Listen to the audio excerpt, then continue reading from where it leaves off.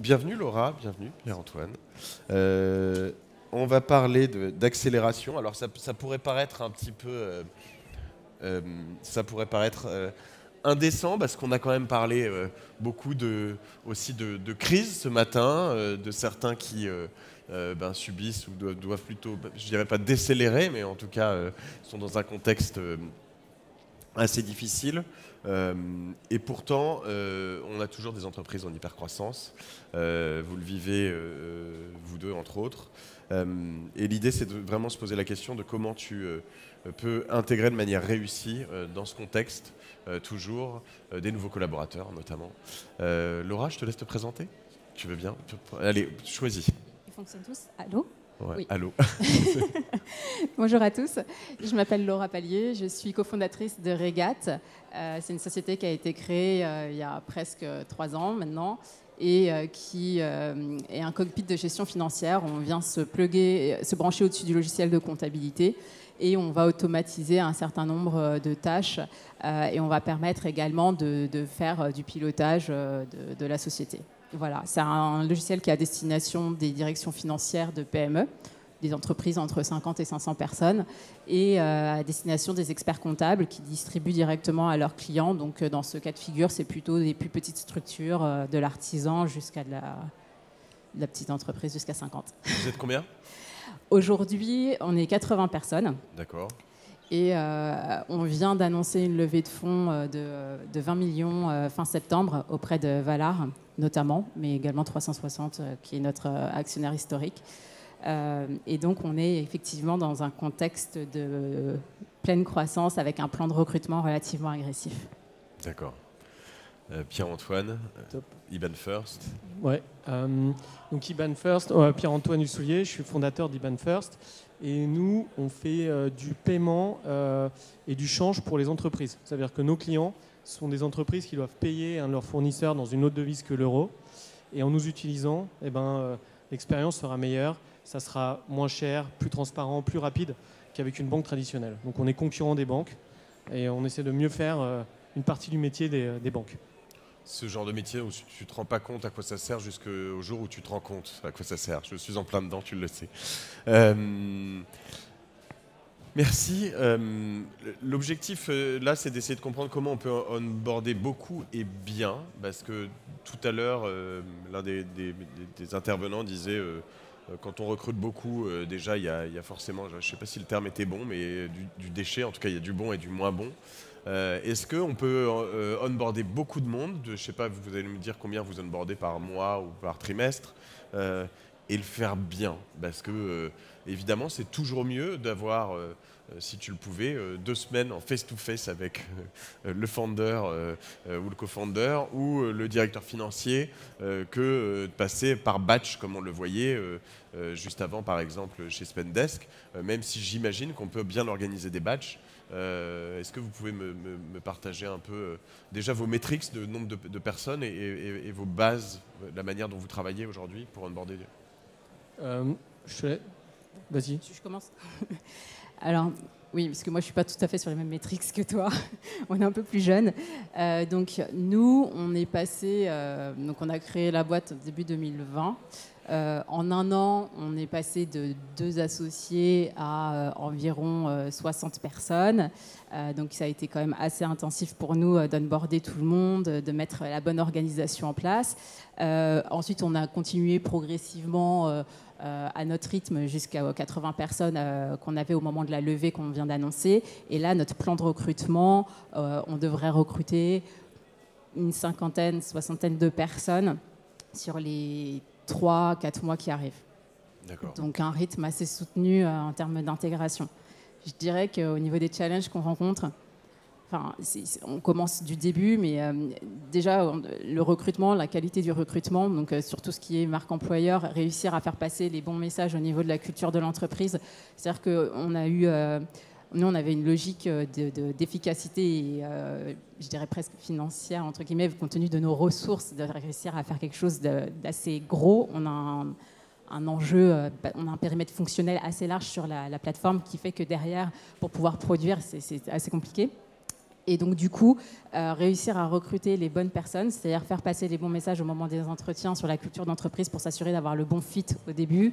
Une fois que ces personnes sont arrivées, réussir à les onboarder sur l'entreprise. Donc, encore une fois, comme on est une entreprise qui est très product, qui est très centrée sur le produit, on veut que toutes les personnes, du dev aux opérations, au support, tout le monde ait une connaissance du produit qui soit correcte. Et ça, c'est un enjeu assez fort, sauf que c'est un produit qui est comptable. Donc vous imaginez bien que quand on recrute des développeurs et qu'on leur dit qu'on va les former à la comptabilité, c'est pas toujours... c'est quelque chose d'assez compliqué à faire. Et donc on a mis en place tout un tas d'éléments, mais j'imagine qu'on va en parler après, pour que ça fonctionne. Et après, notre autre enjeu, c'est qu'une fois qu'on a embordé les gens, et tu l'as dit, mais c'est identifier très rapidement les personnes qui sont faites pour le job, des personnes qui sont des erreurs de recrutement, parce que justement, on n'a pas réussi à faire le travail en amont sur la sélection et sur la transmission de la culture d'entreprise. Très clair, merci. Ok, et alors, nous on est 350 et on embauche encore, cette année, on va embaucher encore, d'ici la fin d'année, peut-être encore une centaine de personnes. Donc on grossit aussi très vite. Et ce qui est intéressant, c'est que tout à l'heure on s'est parlé et tu m'as dit que tu n'avais pas de RH encore à 80. Et en fait, c'est vrai qu'il se passe un truc, je pense, autour de 80 personnes où tu as besoin d'avoir une organisation pour onboarder les gens, etc. Parce que jusqu'à 80, tu peux connaître tout le monde.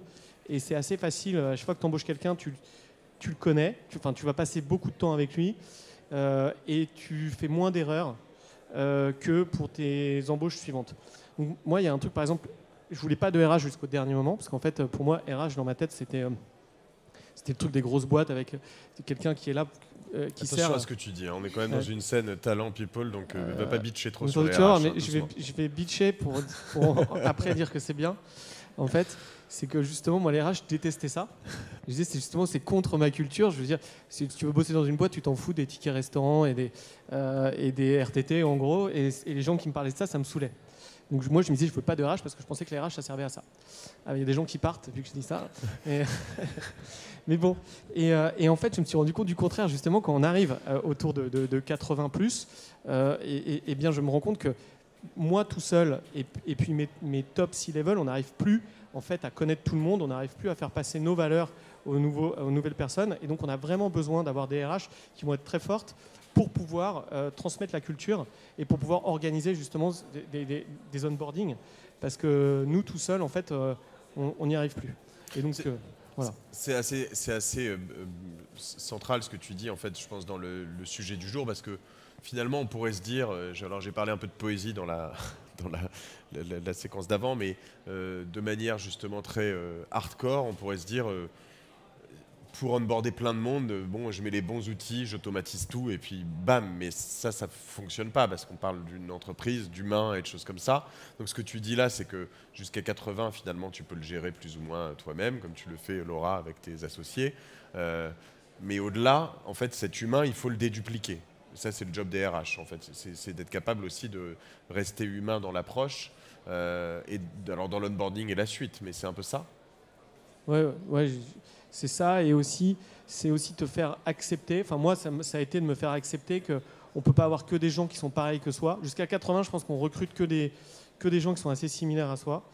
Et qu'après, il faut s'adapter, être d'accord qu'il y a des gens qui sont intéressés par les RTT et qu'il faut quand même les embaucher, quoi. Parce que sinon, on n'a pas assez de gens à embaucher. Parce qu'ils sont bons en plus dans ce qu'ils font. Et parce qu'ils sont bons, sinon... parce que voilà. À 80, en fait, tu fais toi-même les entretiens de recrutement quasiment. Enfin, chaque personne qui rentre dans la société a au moins eu un entretien avec un des fondateurs. Et on s'aperçoit que c'est pas scalable au-delà d'un certain rythme, parce que sinon tu passes ta journée à faire ça. Donc effectivement, ça permet aussi d'homogénéiser le discours, parce qu'à partir du moment où tu commences à déléguer sur les recrutements et que tu parles plus avec les gens, tu sais pas toujours quel est le message qui est passé au moment du recrutement. Et le fait d'avoir une RH qui gère et cadre cette chose-là permet aussi d'avoir un discours uniforme pour tout le monde et de passer le même message. Ok. Pour moi, RH, c'est passé de la fonction la moins importante dans la boîte que je voulais pas à la fonction la plus importante. C'est pour ça que j'inverse ce que je dis. C'est vraiment et aussi la partie talent acquisition, quoi. Maintenant, c'est clé pour nous, en fait, d'avoir quelqu'un qui nous aide à recruter, et aussi, donc du coup, comme là, le thème, c'est l'onboarding, et à bien onboarder les gens, parce que sinon, on fait des erreurs.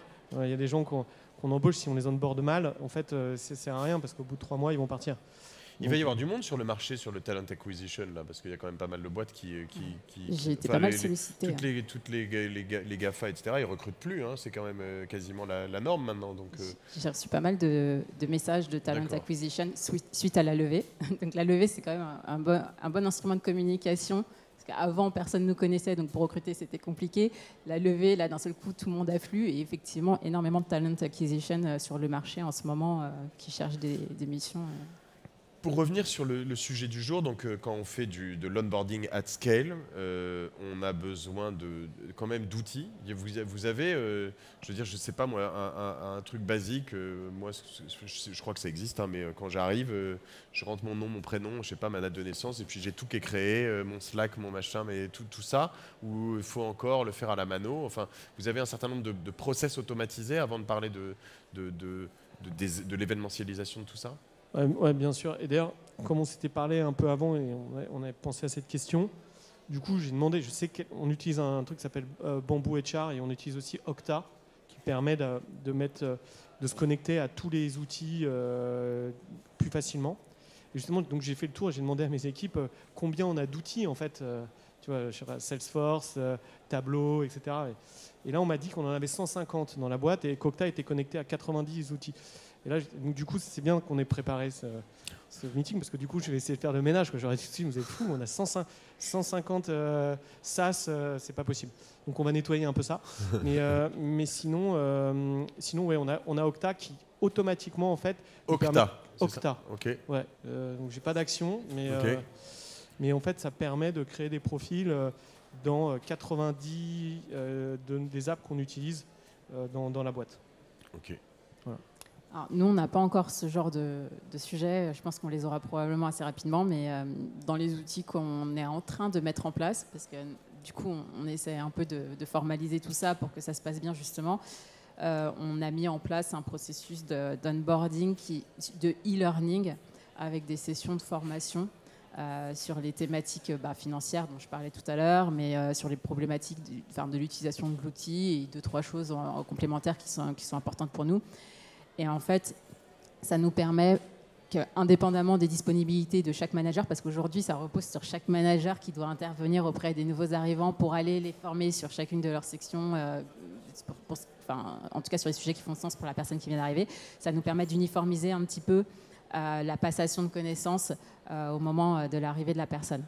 Après, bien évidemment, ça ne retire rien à l'aspect humain. Enfin, il faut qu'il y ait aussi de l'humain. Et d'ailleurs, nous, toutes les personnes qu'on recrute, comme recruter, c'est compliqué aujourd'hui, je pense que toutes les sociétés sont dans le même cas de figure. On recrute également à l'extérieur de Paris. Nous, on est basé à Paris, mais on recrute à Lille, à Rouen, on en a dans le sud et on en a même à l'étranger. Mais du coup, on fait en sorte qu'à chaque fois, chaque onboarding, indépendamment de l'outil d'e-learning qui nous permet de partager, qui est sur le knowledge sharing, que les personnes viennent sur Paris, rencontrent les personnes. C'est ce que j'allais te demander. Est-ce qu'il y a un cérémonial de l'onboarding? Alors tout à l'heure chez Spendesk, il me disait que c'était donc une fois par mois, par batch. Hein, donc ça veut dire que le premier jour, peut-être chez vous, je ne sais pas, est fait dans un bureau précis. Toi, tu as plusieurs bureaux en plus. Donc est-ce que c'est toujours dans le même bureau? Est-ce que vous faites dans des bureaux en région? Est-ce que tu fais venir tous les gens? Comment ça se passe? Il y a une cérémonie Pour ce qui nous concerne, du coup, comme je disais, on fait venir tout le monde sur Paris. Ouais. Avant ça, avant Regat, moi je faisais partie d'une société qui s'appelait Meljet. On était 150, on était dans 7 pays différents avec des équipes d'au moins une dizaine de personnes dans chaque pays, mais donc fortement centralisées quand même sur la partie française et bulgare. Et toutes les personnes qui commençaient dans la société venaient systématiquement au siège à Paris, rencontrer toute l'équipe, tous les managers. C'était le passage obligatoire pour que les gens se connaissent. Et par ailleurs, sur un onboarding, je pense qu'il y a quand même peut-être 50% des informations qu'on va recevoir qui sont de l'information informelle parce qu'on a discuté avec un tel au détour d'un bureau et qu'on a pris un café avec telle autre personne. Et voilà, donc c'est important que ça se fasse, en tout cas, à mon sens, ça se passe physiquement. On est d'accord, nous c'est pareil, nous, tous les mois, c'est par batch aussi, donc tous les mois on reçoit tous les nouveaux et dans notre bureau parisien, donc on est dans 10 pays différents, on a 14 bureaux. Et en fait, et on veut que tout le monde vienne à Paris où on a le bureau qui est le plus grand et qui est le mieux équipé pour recevoir du monde. Et on veut bien sûr voir tout le monde. Et à chaque batch, moi je suis speaker pour présenter la société, mais aussi chaque aide de département va présenter son département et va expliquer ce qu'il fait. Mais c'est très important que si on embauche quelqu'un en Angleterre, en Allemagne, en Hollande, en Italie, en Espagne, etc., qu'ils viennent passer au moins ces 3 jours à Paris avec nos équipes pour faire cet onboarding.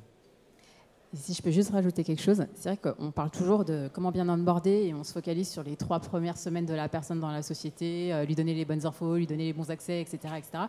Mais à un peu plus long terme, nous on l'a vu avec certaines ressources, notamment des ressources tech qui travaillent énormément en remote par rapport aux autres populations de la société. Et finalement, ok, on fait l'onboarding de 3 semaines et puis après on ne voit plus pendant 1 an. Sauf qu'en fait, dans une société où ça va vite, où c'est intense, où les gens sont très engagés, c'est compliqué parfois de réussir à maintenir le contact et à faire que la personne se sente bien dans la société sur le plus long terme aussi, voire parfois ça peut aussi donner lieu à des situations où les gens n'arrivent plus à gérer. Et donc du coup, pour moi, sur la partie onboarding, c'est bien au démarrage, mais derrière, il faut essayer aussi de maintenir ce lien. Et je sais que nous, par exemple, on met en place en ce moment... au sein de l'équipe tech, notamment parce qu'ils sont vraiment très concernés, des réunions régulières. On est en train de mettre ça tous les mois en place pour que, même s'ils sont à Marseille et qu'ils ne voient jamais personne, et une fois par mois, ils se réunissent tous et qu'ils se connaissent. En physique ? En physique. Ok. Ouais. Obligatoire. C'est la complexité de cette gestion du remote, en fait, quand on est dans une société où tout va très vite, où c'est très intense, de réussir à s'assurer que chaque personne se sente bien dans son poste et ne va pas nous lâcher parce qu'elle n'arrive plus à gérer les choses. C'est vrai que parfois, l'isolement, quand on voit tous les jours les gens au détour du bureau, on se dit « Ah, toi, là, en ce moment, ça ne va pas très fort, il faut qu'on discute, il faut qu'on fasse en sorte que ça aille mieux, qu'est-ce qui ne va pas, on discute, etc. » À distance, quand on se voit juste, on se connecte une demi-heure pour faire le point qui est prévu cette semaine sur telle thématique, on n'a pas ce genre d'échange. Donc on essaie vraiment de faire en sorte que même après l'onboarding, les gens sont venus, ok d'accord, peut-être ils sont ailleurs, mais on continue à maintenir des points réguliers, physiques, où tout le monde se réunit. Qu'est-ce que vous appelez, qu'est-ce que vous considérez comme un onboarding réussi je veux dire, et comment on y arrive? Quels sont les critères Moi, j'ai un truc que je dis à chaque fois qu'on embauche des gens et dans chaque onboarding, c'est que je veux que les gens aient 3 qualités. Et s'ils ont ces 3 qualités, que je vais dire, eh bien, en fait, on sait que l'onboarding vient bien se passer et qu'ils vont rester. Donc, onboarding réussi, c'est quelqu'un qui va rester. Donc, il y a les 3 qualités. Il faut que les gens soient sympas. Et ça, on va s'en rendre compte pendant l'onboarding. Donc, nous, on veut travailler avec des gens sympas parce qu'on va être avec eux toute la journée. Donc, en fait, il faut vraiment qu'ils soient cool.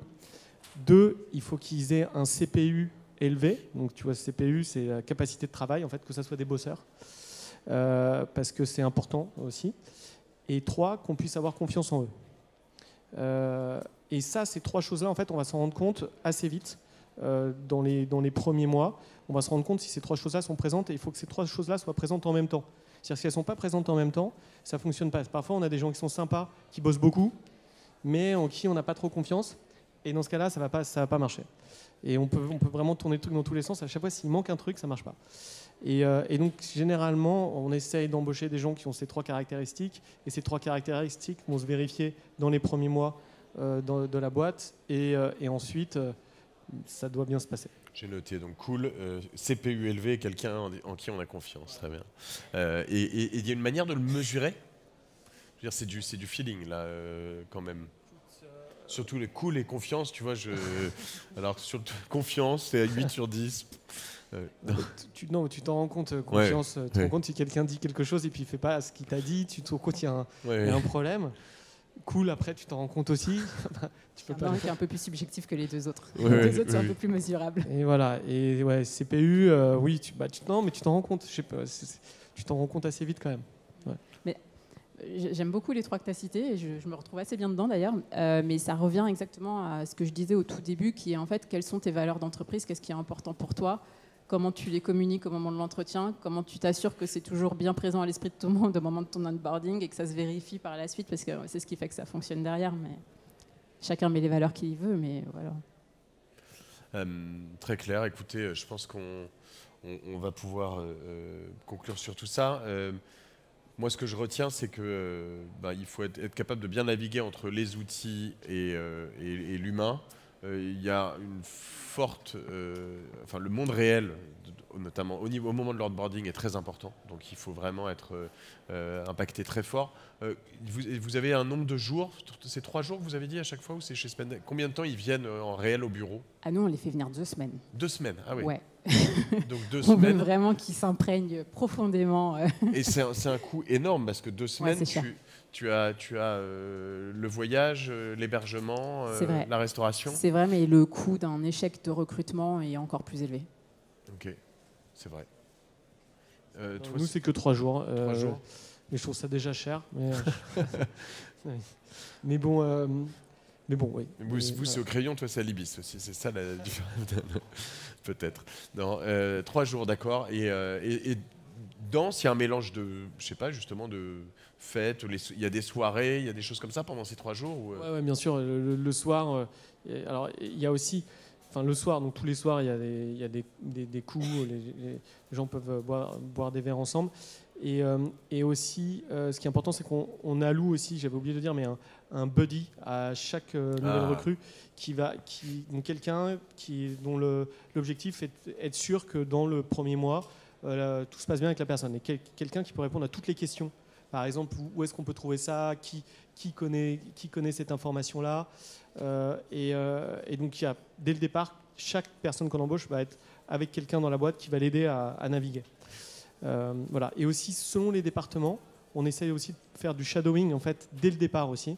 Donc, il y a ces 3 jours, mais même après, il y a encore du shadowing. Par exemple, si on embauche quelqu'un au CSM, on va vouloir que cette personne fasse du shadowing au back-office et aussi du shadowing à la vente, pour qu'elle comprenne bien. Ce que tu appelles shadowing, c'est donc se mettre derrière quelqu'un et suivre ce qu'il fait et essayer de comprendre. Et l'écouter, quelqu'un d'un autre département, pas une fonction pas quelque chose qu'il va faire dans le futur, mais pour bien qu'ils comprennent la boîte et les difficultés de chacun et les objectifs de chaque département. Ouais, c'est ce que j'allais rajouter, c'est que nous, c'est vrai qu'on les fait venir 2 semaines. Enfin, bon, déjà, 1 à 2 semaines, ça dépend un peu des contraintes, mais on essaye quand même 2 semaines.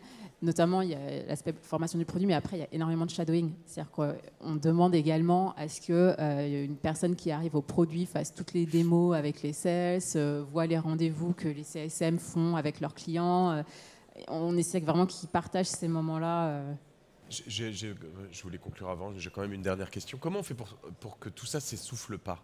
Ce que je veux dire, c'est que ce qui est difficile, moi-même en tant que CEO, quand je fais mois après mois l'onboarding de mes collaborateurs, j'ai l'impression que déjà mon discours un mois après l'autre, c'est pas du tout le même. Donc je me dis, oula, je dois pas... Et en plus, je veux dire, le shadowing, le binôme qu'on met, il y a un moment, en fait, tu en as peut-être marre d'avoir toujours quelqu'un qui est en shadow derrière toi.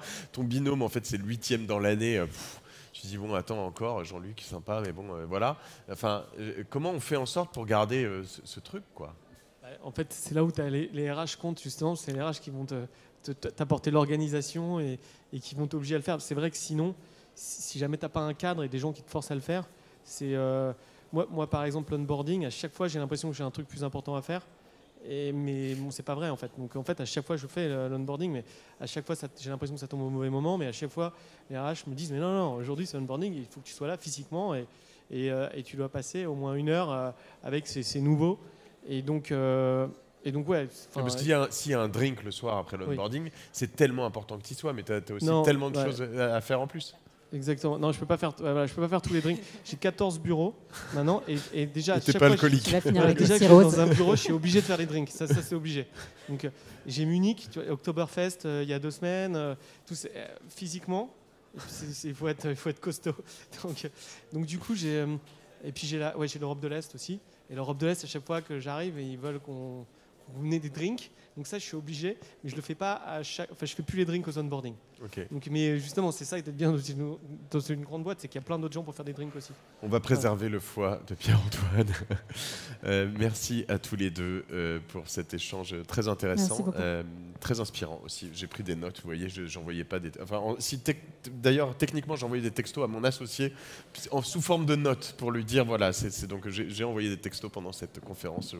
Je vous prie de m'en excuser. Merci à vous tous.